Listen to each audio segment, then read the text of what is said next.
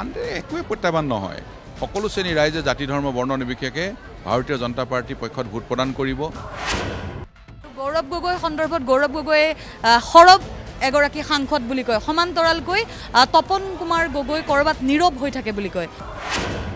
কিমান ভোটত আপুনি জয়ী হ'ব বুলি আশা কৰে মিনিমাম 2 লাখ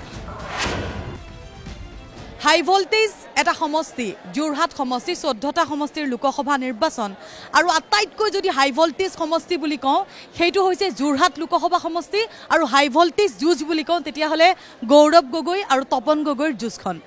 মোৰ সৈতে আছে বিজেপি প্ৰাৰ্থী তপন গগৈৰ কাষলৈ মই আহিব বিচাৰিছোঁ আমি দেখিছোঁ প্ৰথমতে আপুনি ভৰিখন ভাল পাইছেনে আপুনি বহি আছে ভৰিখন আপোনাৰ এতিয়া সুস্থ হৈছেনে মই প্ৰথমে মোৰ যোৰহাট লোকসভা সমষ্টিৰ লগতে সমগ্ৰ অসমবাসী ৰাইজক ৰঙালী বিহুৰ উলগ জনাইছোঁ শুভেচ্ছা জ্ঞাপন কৰিছোঁ নতুন বছৰটো প্ৰত্যেকৰ কাৰণে ভাল হওক আশাবোৰ পূৰ হওক ভগৱানৰ ওচৰত প্ৰাৰ্থনা জনাইছোঁ আৰু ৰাইজৰ আশীৰ্বাদ আছে মোৰ ওপৰত ভৰিটো মই পৰ্যায়ক্ৰমে ভাললৈ আহি আছে আৰু 2 দিনতে মই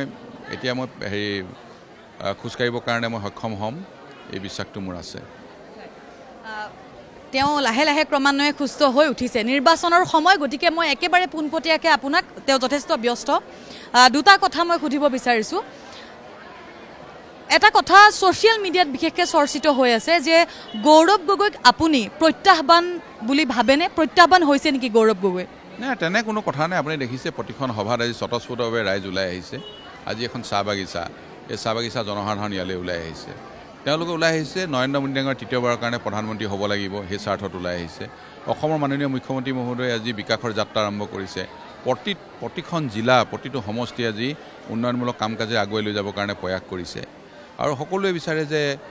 ডাবল ইঞ্জিনৰ চৰকাৰ দিল্লীত আমাৰ চৰকাৰ হ'ব ইয়াতো আমাৰ চৰকাৰ আছে আৰু দুইখন চৰকাৰ থকাৰ লগে লগে আমাৰ কাম কাজ কৰাৰ ক্ষেত্ৰত কেতিয়াও অসুবিধা নহয় আৰু আপোনালোকে দেখিছে যে 2016 চনৰ আগৰ অসম 2016 চনৰ পিছৰ অসম 2016 চনৰ আগৰ অসমখন কেতিয়াও ৰাইজে চাব নিবিচাৰে কাৰণ 2016 চনৰ আগত কোনো ধৰণৰ উন্নয়নমূলক কাম কাজ তেনেধৰণে হোৱা নাছিল এই 8টা বছৰত এতিয়া অসমখনৰ চেহেৰাই পৰিৱৰ্তন হৈ গৈছে আজি যোৰহাট লোকসভা সমষ্টি আমাৰ চেহেৰা পৰিৱৰ্তন হৈ গৈছে প্ৰত্যাহ্বান নহয় একোৱে প্ৰত্যাহ্বান নহয় সকলো শ্ৰেণীৰ ৰাইজে জাতি ধৰ্ম বৰ্ণ নিৰ্বিশেষে ভাৰতীয় জনতা পাৰ্টি পক্ষত ভোট প্ৰদান কৰিব ইতিমধ্যে ডিচিশ্যন লৈছে আৰু মোক মিত্ৰজোঁট প্ৰাৰ্থী হিচাপে ইয়াৰ পৰা জিকাই পঠাব কাৰণ আপোনালোকে দেখিছে যে এতিয়া ধুদৰালি কেনেকুৱা জৰাজীৰ্ণ আছিলে এই ধুদৰালি এতিয়া অসমমালাৰ জৰিয়তে আমি নিৰ্মাণ কৰাৰ কাৰণে টেণ্ডাৰ হৈ গৈছে চব কাম চলি আছে এতিয়া এইবিলাক কামটো আগতে কোনো কৰা নাছিল আজি যদি আপোনালোকে চাই তিতাবৰৰ পৰা আমাৰ বৰহোলাৰ পৰা একেবাৰে যোৰহাটলৈকে আমি অসমমালাৰ জৰিয়তে ডাঙৰ ৰাস্তা আমি নিৰ্মাণ কৰি আছোঁ এখন চৰকাৰী আইন মহাবিদ্যালয় আজি মৰিয়নিৰ ভিতৰত হৈ আছে তেনেধৰণৰ স্কিল ডেভেলপমেণ্ট চেণ্টাৰ মৰিয়নিৰ ভিতৰত হৈ আছে কিমান যে কাম ষ্টেডিয়ামৰ মানে কাম চলি আছে ইয়াত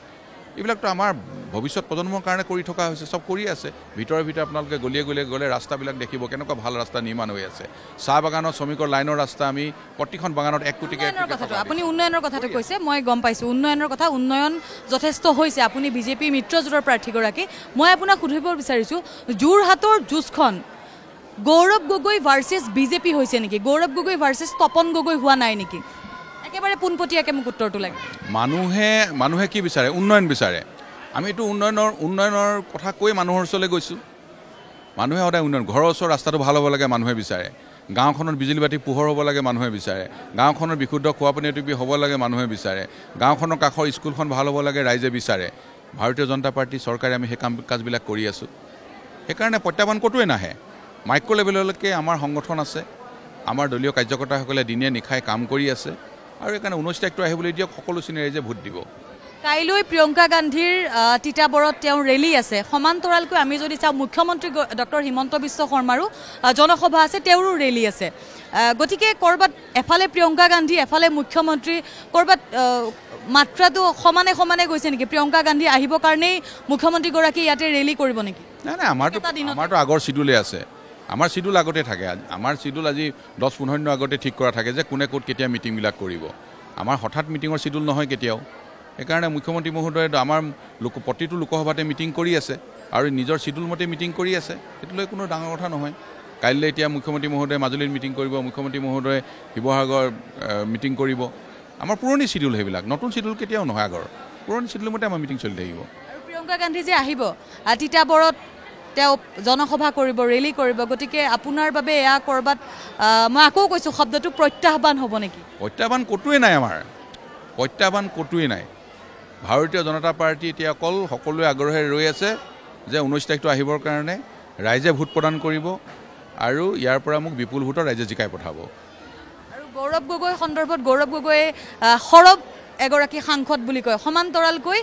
তপন কুমাৰ গগৈ কৰবাত নীৰৱ হৈ থাকে বুলি কয় গতিকে এই ক্ষেত্ৰত কি কয় মোকতো ৰাইজে চিঞৰ বাখৰ কৰিবলৈ সংসদলৈ পঠিওৱা নাই মোক ৰাইজে পঠাইছে মোৰ লোকসভা সমষ্টি কাম কৰিবৰ কাৰণে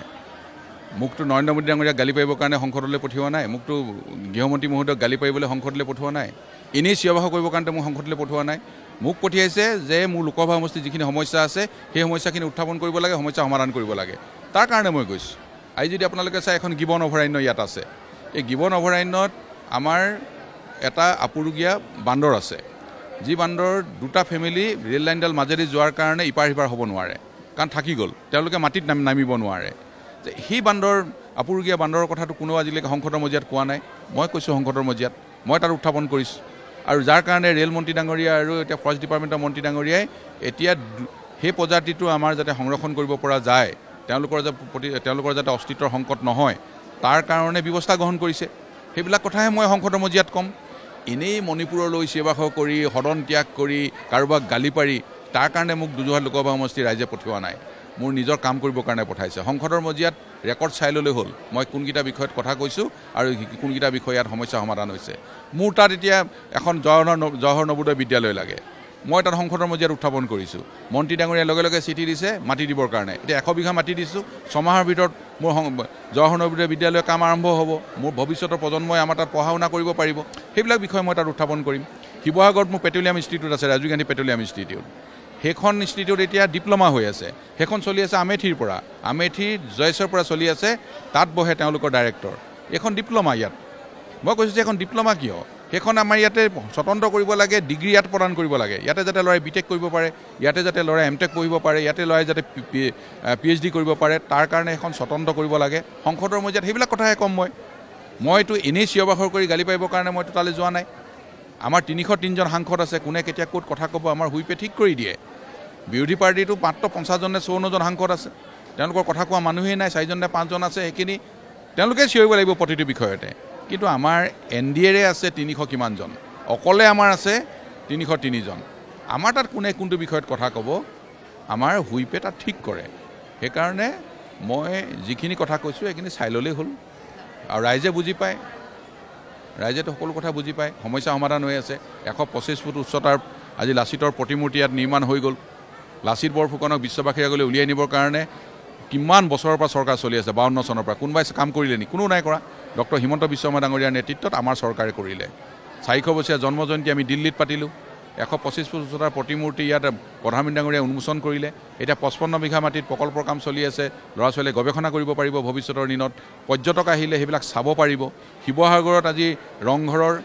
140 কোটি টকাৰে সৌন্দৰ্যবৰ্ধনৰ কাম চলি আছে তাত আমি 85 বিঘা মাটি লৈছোঁ ইয়াৰ পিছতে আমি তাত তলাতল ঘৰৰ সৌন্দৰ্যবৰ্ধনৰ কাম আৰম্ভ কৰিম লগে লগে আপোনালোকে দেখিছে যে শিৱসাগৰত মেডিকেল কলেজ আধাৰশিলা কৰা হ'ল মেডিকেল কলেজৰ কাম চলি আছে আজি চৰাইদেউ বিশ্ব ঐতিহ্য ক্ষেত্ৰ কিমান চৰকাৰ আহিলাৰ গ'ল কোনো চৰকাৰেতো নকৰিলে কাম চবেই কৈ থাকে বিশ্ব ঐতিহ্য ক্ষেত্ৰ হ'ব লাগে কিন্তু ক্ৰাইটেৰিয়া ফুলফিল কৰিবৰ কাৰণে কোনো ব্যৱস্থা গ্ৰহণ নকৰিলে আমাৰ চৰকাৰৰ দিনত আমি সেইখিনি কৰাৰ পিছত এতিয়া আমি ডছিয়াৰ ছাবমিট কৰাৰ পিছত এতিয়া গভৰ্ণমেণ্ট অফ ইণ্ডিয়া যেতিয়া ইউনেস্কোলৈ প্ৰেৰণ কৰিলে আজি 6 মাহৰ ভিতৰতে আমিতো চৰাইদেউ বিশ্ব ঐতিহ্য ক্ষেত্ৰ পাম প্ৰত্যেকেই গৌৰৱৰ অধিকাৰী হ'ম 19 তাৰিখ আহিবলৈ দিয়ক জাতি ধৰ্ম বৰ্ণ নিৰ্বিশেষে সকলো শ্ৰেণীৰ ৰাইজে ভাৰতীয় জনতা পাৰ্টীৰ মিত্ৰজোঁট প্ৰাৰ্থী হিচাপে মোক ভোট প্ৰদান কৰিব ইয়াৰ পৰা জিকাই পঠাব সমষ্টি পুনৰ নিৰ্ধাৰণ হ'ল মাজুলী এতিয়া যোৰহাটলৈ আহিল গতিকে আপুনি কি ভাবে মাজুলীয়ে কেনেধৰণে আপোনাক উপকৃত কৰিব না মাজুলীবাসী ৰাইজেতো বহুত ভোট দিব কাৰণ মাজুলী মোৰ কাৰণে নতুন মই মাজুলীৰ কাৰণে নতুন আৰু মাজুলীবাসী ৰাইজ আগ্ৰহী হৈ আছে ভোট দিবৰ কাৰণে তেওঁলোকে বহুত ভোট দিব কাৰণ মাজুলী যিমান ডেভেলপমেণ্ট হৈছে মাজুলী ভাবিব নোৱাৰা ধৰণে ডেভেলপমেণ্ট হৈছে কোনো চৰকাৰ দিনৰ আগতে হোৱা নাই ভাৰতীয় জনতা পাৰ্টিৰ দিনত মাজুলী ডেভেলপমেণ্টৰ কাম আজি অগ্ৰসৰ চলি আছে আজি মাজুলী আৰু যোৰহাট সংযোগী দলং 26 চনৰ ভিতৰত সেই দলঙৰ ওপৰেদি ৰাইজ অহা যোৱা কৰিব পাৰিব আজি যদি আপোনালোকে চাই লখিমপুৰ জিলাৰ লগত বিহপুৰীয়া কানেক্টিং কৰি এখন ব্ৰিজ বনাই থকা হৈছে সেইবিলাকতো ডেভেলপমেণ্ট হৈছে মাজুলীৰ বিশ্ববিদ্যালয় স্থাপন কৰা হ'ল মাজুলী অলিয়ে গলিয়ে ৰাস্তা পকীকৰণ হৈ গ'ল আৰু সেইকাৰণে মাজুলী ৰাইজে বিচাৰি আছে যে ভাৰতীয় জনতা পাৰ্টি পক্ষতে ভোট প্ৰদান কৰিব আৰু 19 তাৰিখে মাজুলীয়ে ভোট দিবই কিমান ভোটত আপুনি জয়ী হ'ব বুলি আশা কৰিছে মিনিমাম 2 লাখ তাৰ ওপৰতো মই নাই কোৱা মিনিমাম 2 লাখ তাৰ ওপৰত যাব আপোনাৰ প্ৰতিদ্বন্দ্বীক আপুনি কি ক'ব না মোৰতো ক'বলগীয়া একো নাই